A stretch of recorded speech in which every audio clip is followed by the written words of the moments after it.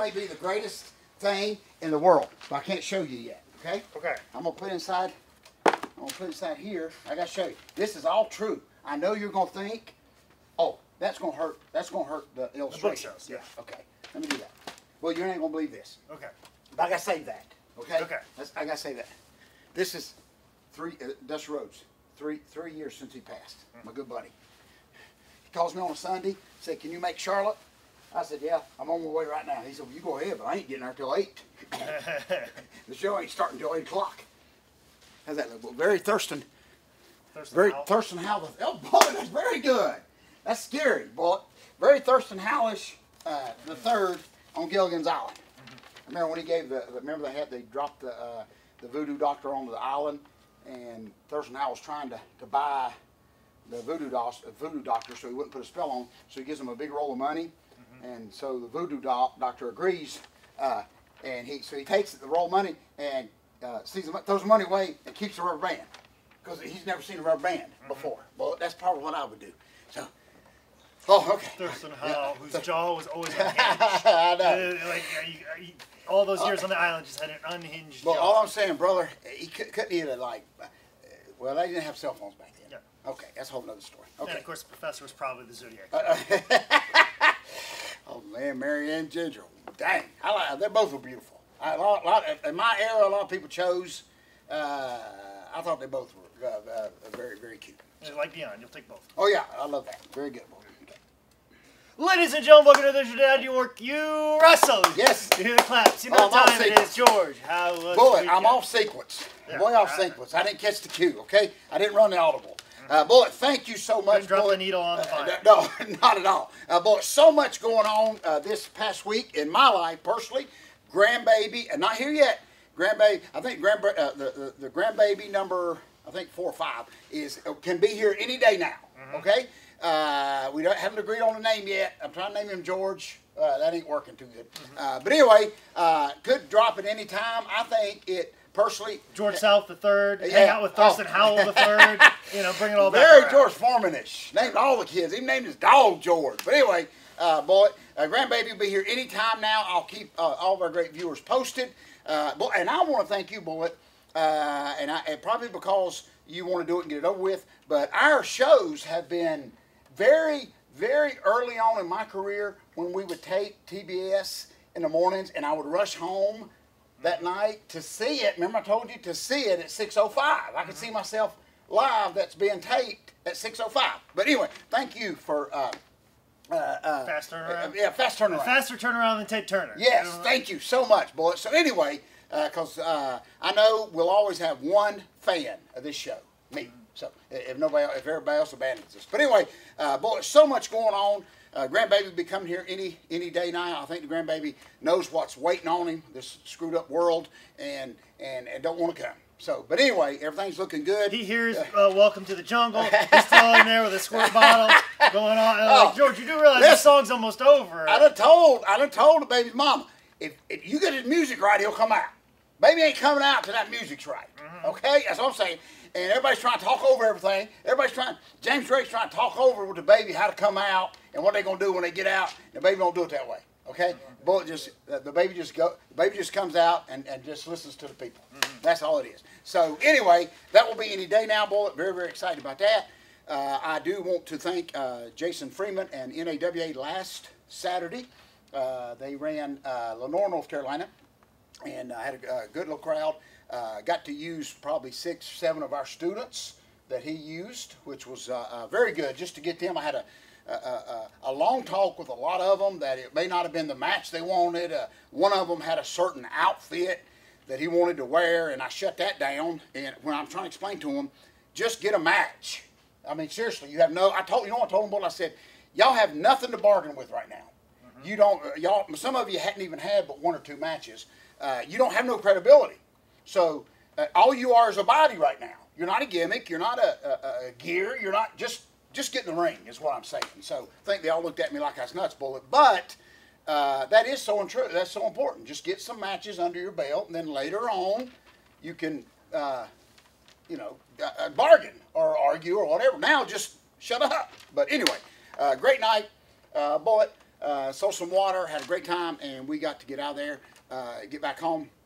Very impressed. I make fun of him a lot, but James Drake and one of our kids, my Crimson kid, actually, because the last time Crimson probably had the worst match in the history, but it was very good. I saw a picture of them with each with their arm around each other. Yeah, after the big feud. Great match. I've always wanted to wrestle this guy. Listen, if any of these students try to do this with me, I will punch you in the face, and I will unconscionably do it.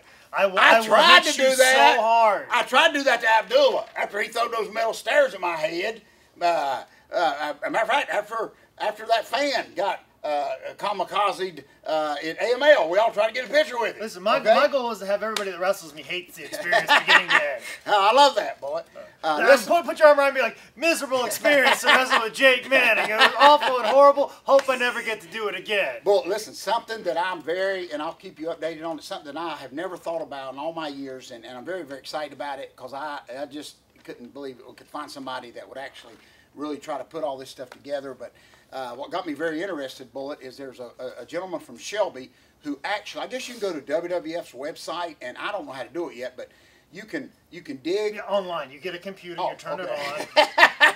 But you can dig deep, and where it's got like you punch in a name, match results, and Bullet, everything that certain person has done up there, and it ain't just junk. It's documented stuff. So that kind of got me interested too. But anyway, so I've been digging around the house, pulling up a lot of old books because I've always tried to keep up with every little thing I did, and just if nothing else, so I can have something to read when you come by and visit me at the nursing home.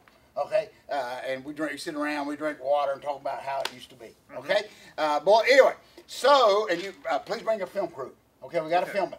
But we'll be on like, Dad, you don't work your episode. When you get all delusional, when you're going around in your walker and like you going around to everybody's door to door saying hey to everybody, is you said, I got to make my towns. Well, that's how delusional. You think each person's room, you say it's hey my to, town. Oh, I love that. Oh, I love that. And you got to get there early. Oh, you got to get there early. And I can't interrupt you making towns. Well, that's gonna make me start crying. That's very emotional. And I'm going to set a table up. Emotional because that's what my grandmother does right now. I'm going to set a table, one of them little card tables. I'm going to set a table up in each room, like I would in a town.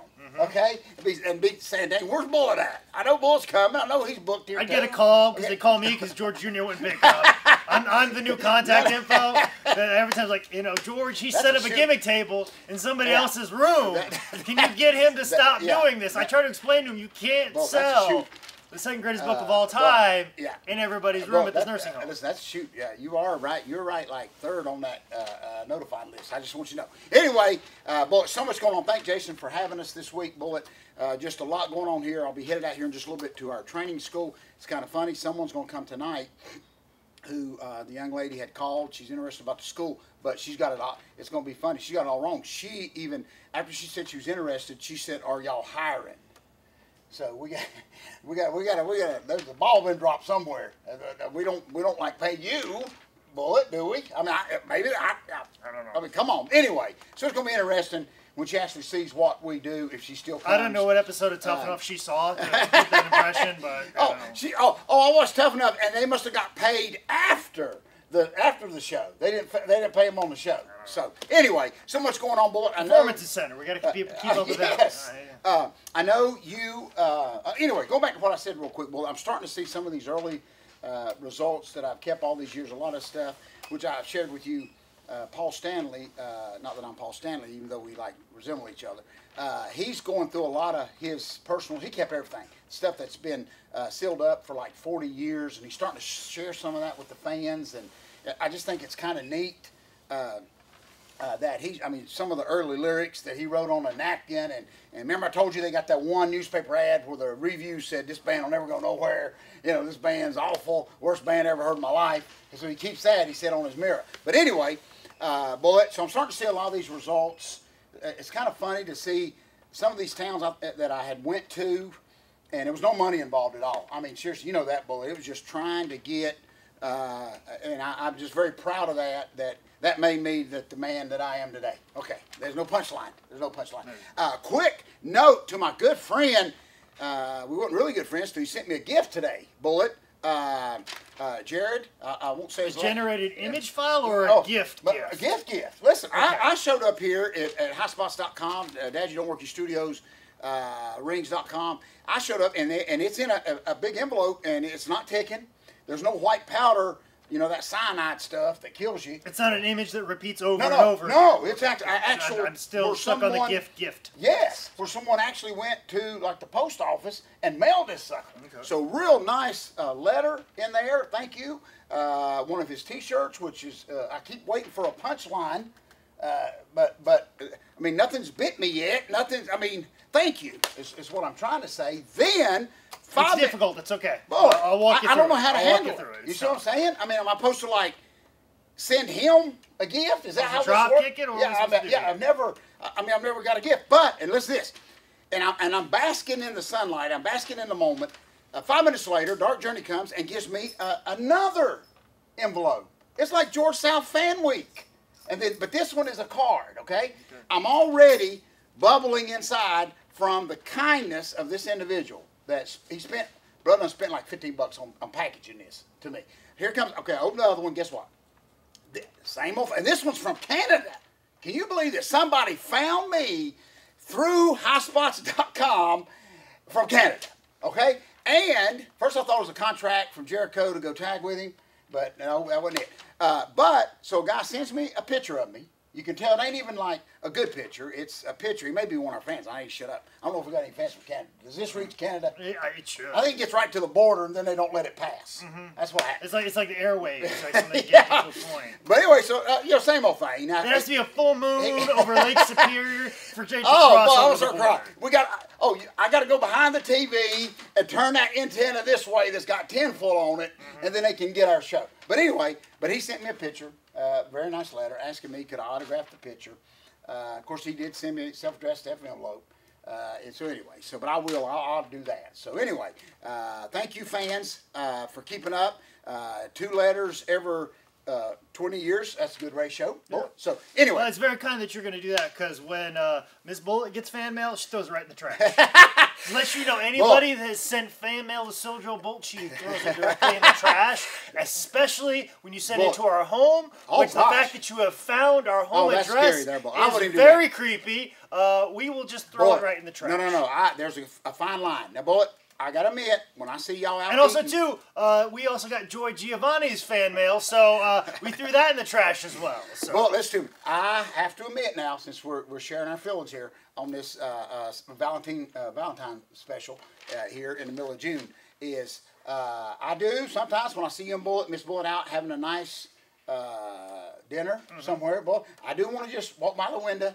You know, very Tom Hanks-ish. I do want to just show up sometimes, but I don't, okay? But even I wouldn't send mail to the house. That's a little too... That's the thing. Everybody's getting mail except for me. Yeah, I wish somebody would. I just shared I'd actually return it to you. But I just shared with Vince, and I'll never forget this for some reason. When I was going early to Gordon Soley, Georgia Championship Wrestling, when Ole still had it, a lot of fan mail was sent to Tommy Rich and them guys, and they bring it in there in those big white mail carts. Well, the wrestlers, as you said, could care less about it. So for us, since we had to be there at 9 o'clock and pass the day, we would just all read all the fan mail. And I'll never forget, the first piece of fan mail I just opened to kill time, it was addressed to Buzz Sawyer. And I swear it said, Buzz, about that long. I'm just saying, I love Buzz, I love everybody, but it just said, about that long, and I didn't finish reading it. That's all I'm saying, okay? That's all I'm saying. Listen, Elvis Presley, and all the things that he did, he answered all of his fan mail. Actually erected a building in his backyard, and a personal office for him to go through all of his fan mail. So if Elvis could find time for it. You know who else done this? And I actually asked him one time. Was Bob Backlund. Early on in his career, even when he was WWF champ, I'd heard stories, and even in the magazines, that everybody that wrote him, he personally, because he was very baby faces, and he actually wrote everybody. So one time, many years later, I actually asked him at a convention. I think early on when Flair started making some appearances, and we were together like up north with Reed and all them, and Bob Backlund was there, and I actually asked him, and he was real nice about it, and he said, of course. He said, a lot of times my wife would get mad at me because she'd have to run to the post office with her arms full. I just thought it's kind of neat.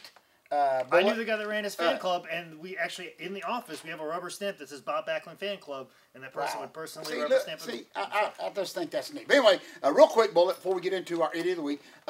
Tomorrow, you're somewhere this week, right? No? It'd be tonight. I've got two shows tonight that I have to do. I'm not sure how I'm going to do it. Like, one's a competition, so if I do well, I'm supposed to stick around to get an award. I'm probably going to leave. I'm probably going to leave. I'm going to do my set, leave, make sure this other show goes well. Do that, and then it's pretty much, I don't have anything the rest of the week other than sit around and be depressed because I'm cycling off some stuff, so my testosterone's low. So in about 2 weeks, I'll be normal again, but right now, I would probably check in with me. Now would be a good time to say some nice words because I really hate myself more than normal, and I'm in a very dark place. But so if you hear anything that happens, like you see anything scrolling on the bottom, and you see a J and an M kind of close together, it's me, and I'm sorry, and I didn't mean it, okay? But still not in such a dark place that we can pose in a picture like James Drake and his opponent did. That's I'm definitely not that depressed. I have not fallen that far down. Listen, Idiot of the Week. Let's get the only reason we're gonna jump right into it because it's right along those lines of depression and all that. So anyway, real quick, Bullet, amazing story this week. If you hadn't heard about it, I know you're going to hear about it, Bullet. It's all the news. It's all over the place. Anyway, so Bullet, listen to me. Everybody knows that in school, of course, summer's coming, but school and I know I did it when I was young. Imaginary friends. Okay, they encouraged it in my day that if you had an imaginary friend, I know I did. My imaginary friend was named Paul Jones. That's a shoot. And that when you they encouraged it, like in school. And your imaginary friend would always send you out for coffee. Never be there. Never be there. Oh, my imaginary friend has it. Bro, could do it in Deathlock. Imaginary. But anyway, true story, real quick. So they encouraged it in my day. They would even, I remember sometimes, like the few times I went to school in elementary school, when I went on the road with my imaginary friend, Paul Jones, that you could actually sit a seat with you at the table. Because for your imaginary friend. I remember getting a sheet of paper where they'd have you draw your imaginary friend. Yes. Oh, Bullet. Did you know this? I did not know this. Bullet, listen to me. But I figured it'd be a nice. This goes right along with what I'm doing. I figured it'd be a nice little lead-in. Bullet, listen to me. That's almost, you let in almost as good as you lead out. I'm gonna tell you that. But anyway, so there's a lot of lead out for me. But listen to this. So this past week, before school, end of the school project. Third grader, they let them. I asked them about imaginary friends. So, okay, boy, and this is getting a lot of talk about this. Listen, and I wrote down a few notes, boy, because this, not that I'm calling it in the back, but this has something to do with the story. Now, the only reason it's Drew because I tried to print it off the way it was being delivered, but at the library they try to work me because you can't just print one picture. In other words, when you print. You got to print off like 32 sheets of stuff that don't have nothing, stupid stuff, not stuff like this. So the final print-off bill was going to be like, $2.75. Forget that. So anyway, and fans, if you can trust me, I drew this to the T of what this drawing of this little girl. Okay, Bullet. So listen to me. The little girl's named Ruby. Okay, the kids in a school grade in a school they had to draw their imaginary friend, okay? So, Bullet, listen to me. This was her imaginary friend. I'm going to show our viewers. Bullet, this kind of resembles me. Kind of. You see what I'm saying? By the drawing, yeah. Yeah, and got to hurt. Let me see. And got to hurt hip. That's from working with James Drake. See? See, fans? This is what Ruby drew. Bullet, listen to this now. So, Ruby, guess what his name is? What's his name? Guess what Ruby named him? Grateful. Bullet, that's what Ruby named him. This is a shoot. I'm not making this up, okay? Listen to me. And this is what she said. She's having, and I'm here. Or just grateful sound. But listen to me. Okay. Bullet, listen to me. Ruby's having a little, she doesn't know yet, distinguish from girl, boy. I can understand that because she says this about Grateful. Well, who resembles me. She's young. She understands that gender is a spectrum. But listen, so, that's. But listen, this is where it gets. James Drake, you better sit down for this. I bet Cable Conley, Stan Lane's going to come over here and listen to this. But listen to me. Here's what she said about her friend to her teacher. Okay. She only comes to see me at night. Well, this is getting very poltergeist. I was going to say, choose your words very carefully. I know, but listen to this. The next series of words, choose them very carefully. But listen to this. But here's what Ruby says about Grateful, that it just looks like me. But anyway, I don't know these people. But then she said, she scares me sometimes, but I want her to come back. Okay. Now that's this. This is when it gets. This gets far fetched. This is Ruby talking. She says, now she has 2 babies in her belly. Okay, she has 2 babies in her belly. She's 14, but she can never have a birthday. But now listen, Ruby in this sweet drawing of me, Bullet. But here's what I'm saying. Instead of just letting Ruby alone, I'm concerned on what you're saying right now. But listen to me. But they're not going in the idiot bag, Bullet. Okay. Guess what? What? They're going to research her. In other words, they're saying that the house is haunted. Her house. If Ruby, she drew this imaginary friend, she couldn't just dream it up. So Ruby's not going in the idiot bag. Okay? They're going to put her on medicine. They're saying that her house is haunted. Okay. Because she has an imaginary friend. Yeah, she has an imaginary friend. Now, I admit, I got a lot of imaginary friends. Well, one. And it's a little far-fetched what Ruby's saying. Just because it resembles Mr. Number One, George South. Listen to me. That's just coincidence. Okay? But here's what I'm saying. She ain't even going to be able to have an imaginary friend. They're going to lock the brother up. Yeah. You see what I'm saying?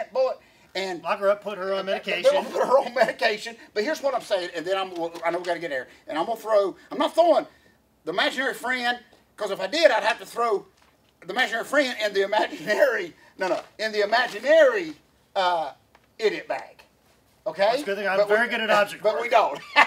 So, but what I'm saying is, oh my gosh, you can't even have, I know it's a little weird, but they're gonna ghost proof her house, is what I'm getting at, Bullet. I mean, I guess people still do that. They're gonna come to Ruby's house, probably take her away from her parents, because this is kind of far-fetched. I just thought, so what I'm doing is I'm throwing the psychiatrist and all those people that have already determined this being haunted. The house is haunted. Okay? So, I just think they're jumping the gun is what I'm saying. Okay? So, I just wanted to share that with our great viewers and share it with my great co-host. The resemblance of Grateful. Okay? Bullet. I got 2 babies in my belly. I'm 15, but I can't have no more birthdays. All the resemblance of me. Bullet. Having no more birthdays. Yeah, I buy that. So, what I'm going to do here, Bullet, is I'm going to throw, not the imaginary, because he's okay. Okay, yeah, and Ruby didn't do nothing wrong, is what I'm saying. Okay, so we will throw what's fixing to happen to Ruby after the diagnosis. Adults getting involved. That's yes, what we'll throw in there. Thank you for adults that. Getting involved. So that sums it all up, Bullet. Adults getting involved. I'm sure in our lifetime, some of our imaginary friends was probably a little goofier than this guy. So anyway, I just thought the resemblance was good. We'll throw parents getting involved. I think personally, as a parent, if you just leave it alone, I think Grateful will go away. I don't think the room's haunted. I don't think any of that. We'll see. Time will tell. So anyway, I just thought it was very good resemblance to her friend, me. And so anyway, parents getting involved. Okay, Bullet? Did any of that make sense? Kinda. It's a weird tension, but we got there. It's just, can you not have, I guess what they're trying to say is, can you not have imaginary friends no more, Bullet? No. That's all I'm saying. Can't. Unless it's, I don't know. Anyway, I guess you can't even be imaginary no more. So what happens you to put fluoride in the water, That dad burnt green stuff they used to make us taste at the dentist. So, anyway, a lot going on. Folks, please don't send me pictures of, I'm going to tell fans, please don't send me pictures of Grateful in the mail and ask me to autograph them, Bullet, because I'm not going to do that. I'm not going to do that, okay? No, I'm not going to put this on a T-shirt, nothing like that. So, anyway, I know it didn't make a bit of sense what I just said, but, folks, if you got an imaginary friend and they want a gift, why not send them the second greatest book of all time, which is available in real form and imaginary form at highspots.com. If you want to know more about what I'm doing this weekend, which is probably nothing, and trying to stay alive and keep my head above water in depression, follow me on Twitter at ManScoutManning or on Instagram at ManScoutManning. This has been another edition of Dad, You Don't Work, You Wrestle.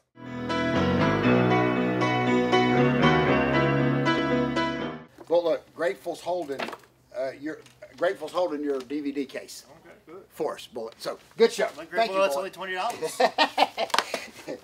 So, you can have an imaginary friend, but it's got to be political correct. Exactly. You can't look. They're life challenged. Now, listen. If she comes back with another picture and that imaginary friend's got a headband, we do got issues. Yes, we do.